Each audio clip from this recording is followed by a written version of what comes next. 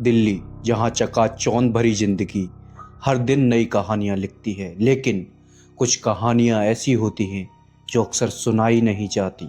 ऐसी ही कहानी है दिल्ली में रहने वाली सोनाली की, जो दिल्ली के विजयनगर में अपने परिवार के साथ अक्सर खुश रहा करती थी, जिसकी सामान्य जिंदगी थी, परिवार था, अच्छे दोस्त थे, सपनों से भरा भविष्य था। लेकिन एक रात उसकी जिंदगी में ऐसी आई कि उसने सब कुछ तबाह कर दिया, उसकी पूरी जिंदगी को बदल कर रख दिया। तो आइए जानते हैं क्या हुआ था सोनाली के साथ।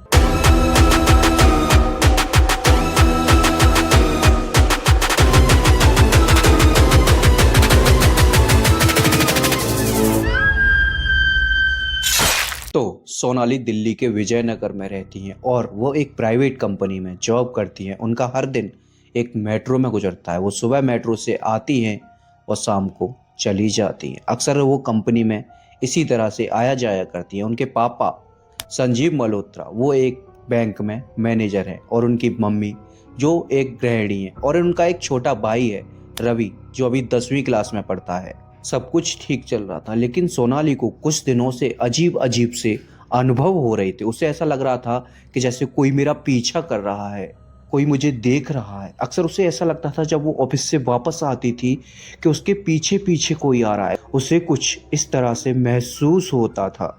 एक दिन की बात थी, सोनाली अपने घर ऑफिस से वापस लौट रही थी। अभी वापस लौट रही थी तो वो कंपनी में ओवर टाइम के लिए रुकी थी। अभी उसको रात के 11 बजे के आसपास बज चुके थे। अभी 11 बजे वो अपने घर पर वापस आ रही है। देन वो फैसला करती है कि कैब से चली जाऊं।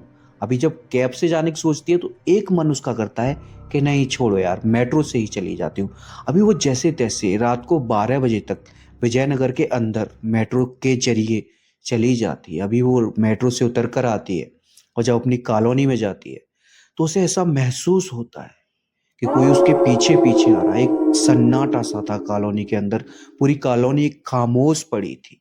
अभी जब वो कॉलोनी में अंदर आई तो वाकई में उसे लगा कि उसका किसी ने पीछा किया है। अभी वो पीछे मुड़कर देखती है तो दरअसल वहां पर कोई भी नहीं होता है। वो जैसे तैसे कर कर अपने घर पहुंच जाती है 12 बजे के आसपास। और जब अपने घर पहुंच जाती है तो फ्रेश फ्रेश होकर अपना सो जाती है। अभी जब वो सो रही थी तो अचानक से उसकी तकरीबन 2:30 बजे आंख खुलती है। और जब उसकी आंख खुलती है तो उसे ऐसा महसूस होता है कि कोई बालकोनी के बाहर रो रहा है। अभी वो इस चीज को इग्नोर करती है और फिर से सोने की कोशिश करती है। अभी जब वो फिर से सोती है तो ये आवाज थी रोने की, अभी ये तेज तेज आने लगी थी।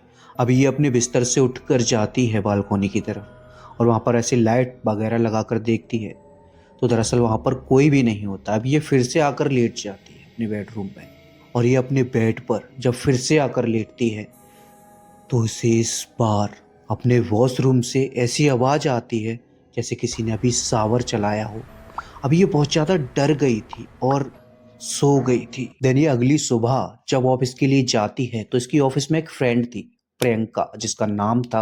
अब ये सारी बातें जो इसके साथ एक दिन पहले हादसा हुआ था अपनी फ्रेंड को बताती है। तो अब इसकी फ्रेंड इसका एक मजाक सा बनाने लग जाती है कि यार पागल है क्या, तो ये हॉरर मूवी देखती है ना, ये थोड़ा कम देखा कर, ये हॉरर मूवी वगैरह मत देखा कर। लेकिन असली डर की रात उसके 3 दिन बाद आने वाली थी। अभी होता क्या है कि इस बात को पूरे 3 दिन बीत चुके थे। ये जब भी अपनी कॉलोनी में जाती थी तो उसे ऐसा महसूस होता था कि कोई मेरा पीछा कर रहा है और बोलता था कि रुको, रुको, रुको। अभी ये एक रात अपने घर में अकेली सो रही थी और इसको काफी गहरी नींद भी आ गई। और इसे जब गहरी नींद आ गई थी तो अचानक से इसका फोन बजता है। तो फोन की जब ये घंटी सुनती है इसकी आंख खुलती है। और जब इसकी आंख खुलती है दोस्तों तो ये एक साथ उठती है और उस फोन को रिसीव करती है। दरअसल जब वो कॉल आई थी वो अननोन नंबर से कॉल आई थी। अब जब इसे रिसीव करती है तो उस पर भी एक आवाज आती है, रुको, रुको, रुको। अब ये काफी ज्यादा डर चुकी थी कि ये वही आवाज कैसे हो सकती है जो मैंने कॉलोनी के अंदर सुनी थी, और वही आवाज इसके पास कॉल कर रही थी। अभी होता क्या है कि ये जैसे तैसे करके उस कॉल को काट कर फिर से सो जाती है। देन एक नई सुबह और आती है।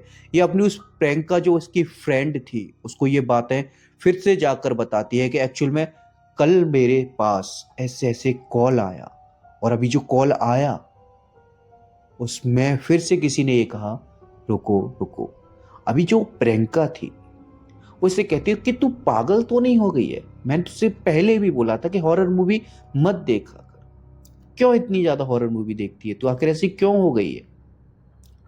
वो अभी कहती है कि देख मुझे नहीं पता ये क्या हो रहा है, शायद से मैं ज़्यादा लोड ले रही हूँ अपने माइंड पर, इतना वर्क कर रही हूँ, शायद से उसलिए हो रहा हो, ये मेरा वहम हो। लेकिन एक्चुअल में ये जब कॉल आया है, अभी वो उसे नंबर दिखाती है, 9 नंबर कि इस नंबर से कॉल आया है। अभी उस पर बैक कॉल करके भी देखते हैं तो वो नंबर दरअसल ऑफ जा रहा था कि इस नंबर से कॉल आया है, ये फेक थोड़ी है, मैं झूठ थोड़ी बोल रही हूँ। अभी वो क्या करती है कि शायद तेरे साथ कोई प्रैंक कर रहा है, कुछ इस तरह से बोल देती है। अभी इनको काम करते करते तकरीबन 10 बजे के आसपास टाइम हो गया था, और इनकी एक्चुअल में अभी छुट्टी होने वाली थी। अभी जब इनकी छुट्टी हो जाती है तो ये थोड़ा बाहर, इसको कोई काम था, सोनाली अभी बाहर किसी काम के लिए चली जाती है। लाइक ये मेट्रो जो रेलवे स्टेशन था उससे काफ़ी दूर आ चुकी थी, तो अभी सोचती है क्यों ना यार मैं एक कैब कर लेती हूँ और कैब से चली जाती हूँ अभी इस बार। अभी ये कैब कर लेती है बुक, और जो ड्राइवर था वो अपना कैब लेकर आ भी जाता है थोड़ी देर वेट करने के बाद।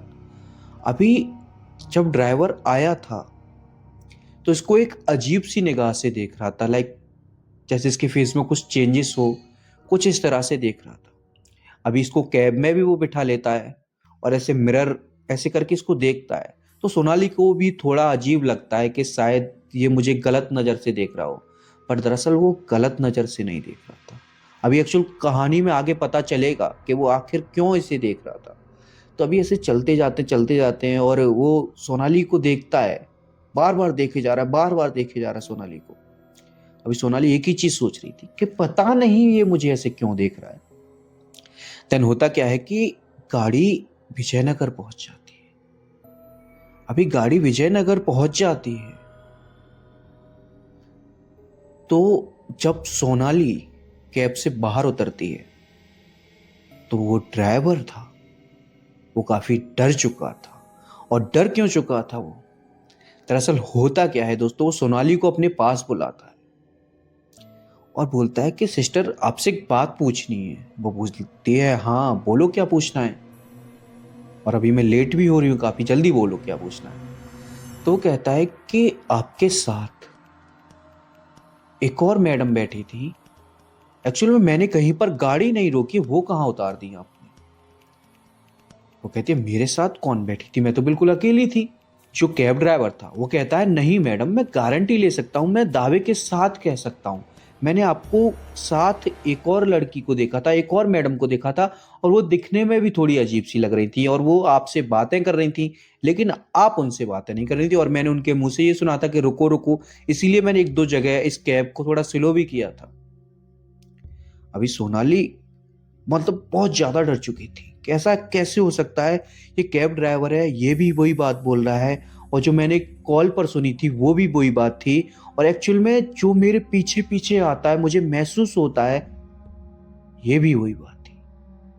अभी सोनाली को पता चल चुका था कि ये किसी बला का काम है, किसी आत्मा का काम है ये। अभी ये बात अपने पापा को जाकर बताती है, रात में अपने पापा को जगाती है कि पापा ऐसे ऐसे मेरे साथ होता है। तो उसके पापा बोलते हैं उसे कि चलो बेटा, अगर वाकई में तुम्हारे साथ ऐसा होता है तो हम आज कुछ करते हैं। अभी होता क्या है कि सोनाली को उसके पापा एक रूम में भेज देते हैं और वो अपने ही रूम में जाकर सो जाती है।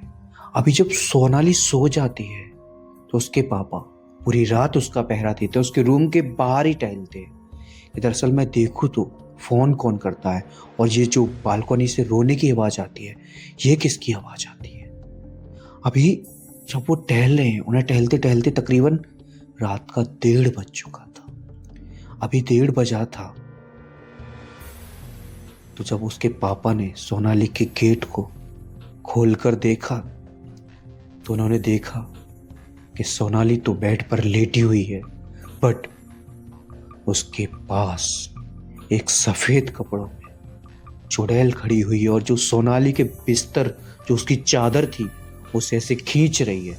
अभी सोनाली के पापा एक साथ सारी लाइट चलाते हैं, तब वो गायब हो जाती है वहां पर। तब उनके जानने में एक तांत्रिक थे जो अक्सर उनके घर पर आया जाया करते थे। अब ये सारी बातें उस तांत्रिक को बताते हैं कि ऐसे ऐसे मैंने अपनी बेटी के पास एक आत्मा को देखा। देन होता क्या है कि वो जो बाबा थे वो पूजा वगैरह कराते हैं और कुछ चीजें बताते हैं कि जब आपकी बेटी पैदा हुई थी तो इसकी कुंडली में दोष था, उसकी एक पूजा नहीं हो पाई है, इसीलिए शायद से ये सारी चीजें से दिखाई देती हैं। देन उसके बाद पूजा वूजा होती है और एकदम सब कुछ नॉर्मल हो जाता है। सो दोस्तों, इतनी सी ही थी ये विजयनगर की सोनाली की स्टोरी। आई होप स्टोरी अच्छी लगी होगी। अगर अच्छी लगी है तो प्लीज़ यार, प्लीज़ वीडियो को एक लाइक कर, साथ ही साथ ऐसी ही और हॉरर वीडियोस के लिए सब्सक्राइब कर दो गाइस। मिलता हूँ नई वीडियो के साथ। एंड दोस्तों, अगर आपके पास भी कोई आपकी स्टोरी है तो मैंने इस वीडियो के डिस्क्रिप्शन में एक मोबाइल नंबर और एक ईमेल एड्रेस दे रखा है, वहाँ पर आप अपनी स्टोरी को सबमिट कर सकते हो। Thank you.